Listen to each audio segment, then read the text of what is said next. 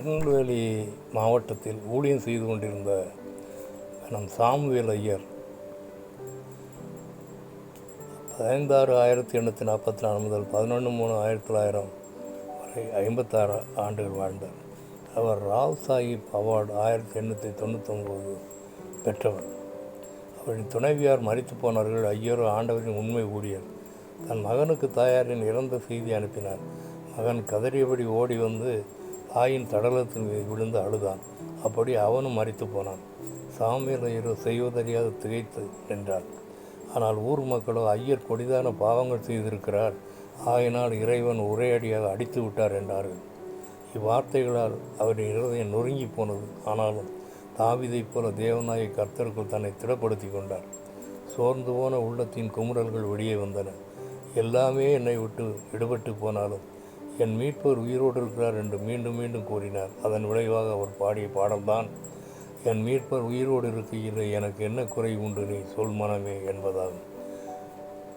உயர உண்மையான அர்த்தத்தை உணர்ந்தவர்களாக நாம் பாடும்போது இன்றும் நமக்கு புது நம்பிக்கை எழும்புவது உறுதி. இப்படிப்பட்ட ஆறுதல் நமக்கு கிடைத்திருப்பது பெரும் பேரல்லவா. 2 தெசலோனிக்கேயர் 2:16 நம்முடைய கர்த்தராகிய இயேசு கிறிஸ்து நித்திய ஆறுதலையும் நல் நம்பிக்கையையும்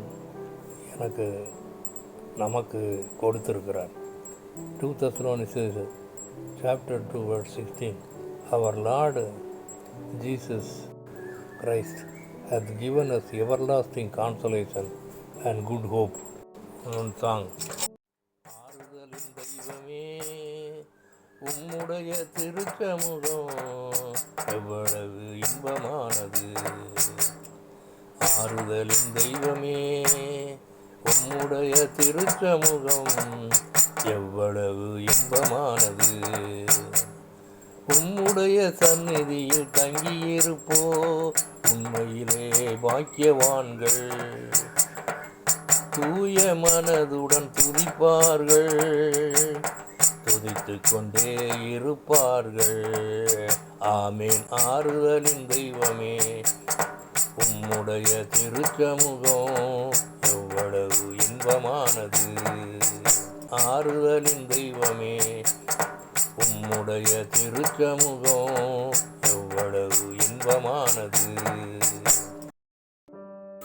ஜெபம். எங்களை நேசிக்கிற நல்ல பிதாவே, என் வாழ்க்கையில் எத்தனை சோதனைகள் கஷ்டங்கள் வந்தாலும் நீரை எனது நம்பிக்கை ஆறுதல் என்று உணர்ந்து வாழ கிருபை புரிய வேண்டும் என்ற யெகோவா மேசியா நாமத்தில் கெஞ்சி மன்றாடுகிறேன் பரிசுத்த பிதாவே. ஆமேன்.